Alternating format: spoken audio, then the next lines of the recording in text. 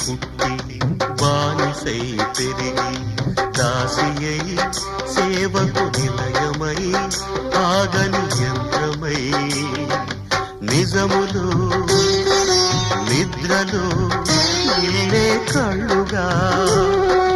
వయసును సుఖమును చితిగా వెలిగించి బ్రతుకే హారతిచ్చిన దేవత సెలవిమ్మని అడిగితే ఇక సెలవిమ్మని అడిగితే ఇది కనని వినని సంఘటన